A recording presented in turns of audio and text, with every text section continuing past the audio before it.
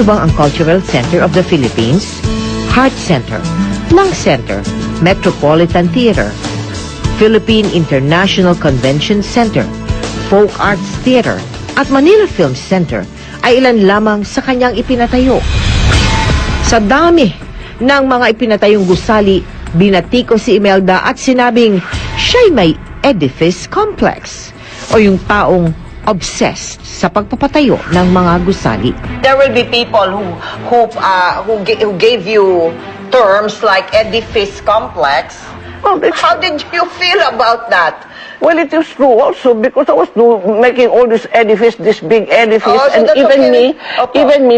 even my vision of the cultural center was quite modest and all of that. Oh. Ang mga Pilipino, pagka magandang project, pakialam, gusto sama sila. So sama. Oh, Before I knew it, yes. yung project ko lumaki. It was bigger than expected kasi everybody, magandang Pilipino, pagka maganda, sama lahat eh. Pakikialam sila. At saka mas maganda pa sa iyong na-visualize. Kaya ang sarap maging first lady nitong country na ito. Kasi ang gagaling, pakialam basta maganda. Pero pagkamit, pangit, huwag ka ayaw ng Pilipino. Allergic ang Pilipino sa pangit. No, ma'am, my question is this. Meron pong balita, no, that there is this plan of the present administration to sell these properties. Yes. How do you feel about that? I'm very angry. I'm very sad because this is for the people. And I did not use government money in building any one of this. Believe it or not, the Cultural Center, for instance, I had a play shown, the Flower Drum Song in Film Life, and in 3 shows, I made 1 million. What I did with the 1 million, 100,000 I placed at Bancom for a trust fund.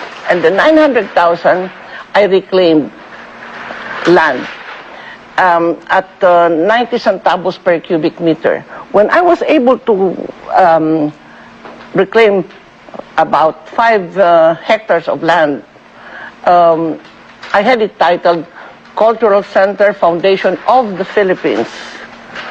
And when it's a foundation, the government can support it, the private sector and anybody foreigners can support it. The good, the true, and the beautiful. Yan ang motto ng dating unang ginang. Ngunit ayon sa mga kritiko, nasobrahan daw ata sa beautiful, na tila naaaninag sa mga magagarbo at mamahaling sapatos at alahas na di kalaunan ay nakumpiska na rin ng gobyerno. Again, there is the word, sinasabi nila, ma'am, that you are just so profligate, so mahilig kayo sa alahas, sa magagandang bagay, sa mga paintings, ganyan, na sobra-sobra daw kung yung mga alahas hanggang ngayon. Yun ang kultura natin eh. Alam mo ba, yung sinasabi ko nga, pagka ang Pilipino, hindi sinasabi na good morning, good afternoon, buenos dias, buenos tardes, guten morgen, guten abend. Ang sabi, we greet each other, magandang maga, magandang gabi, magandang araw, maganda. We're brainwashed to be beautiful. So naaalala nyo ba, ma'am, yung mga alahas na nawala sa inyo na... So were you saying here you bought so much for investment? You bought so much jewelries for investment? Oh, It was why? basically, I was like a mother already of the country. I was going to put it in the cultural center, and I told everybody that. And I would have historical crowns, because it was going to be the cultural, just like I bought so many thousands of icons.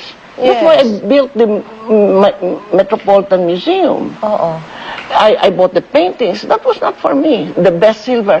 Para akong nanay na lahat ng masarap, lahat ng maganda, iuwi ko sa anak ko. Hindi, you will see, look at my pictures. I have only 2 pictures when I was First Lady for 21 years that had a necklace, twice only. The International Film Festival and the IMF, I think. Only 2. Because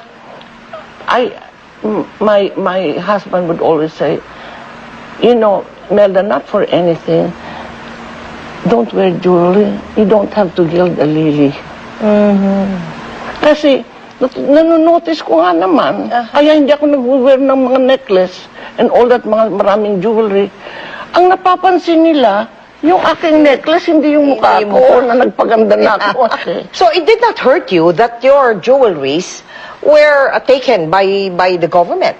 Ganun ba? It didn't matter to you? It hurt me because it was for my people.